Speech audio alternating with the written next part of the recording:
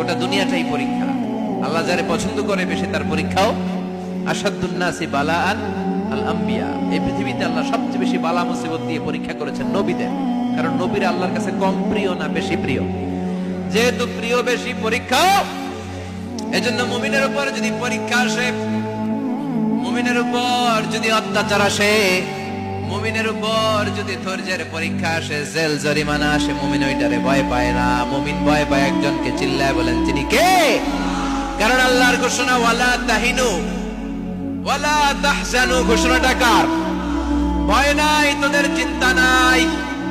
আনতুমুল আ'লাউনা in কুনতুম মুমিনিন, তোমরাই বিজয়ী হবা যদি মুমিন হও, যদি মুমিন হও।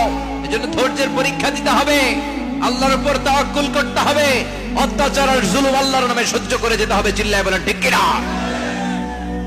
কারণ মুসলিমের সাথে আল্লাহ থাকে। মুসলিমের বদদুয়াকে বিশ্বনবী ভয় করতে বলেছেন, কারণ মুসলিমের বদদুয়ার মাঝে আর আল্লাহর মাঝে পর্দা থাকে। যারা দুনিয়ার বুকে জুলুম করে তাদেরকে ক্ষমতার মসনদ থেকে নামিয়ে দেয় কে? আর যারা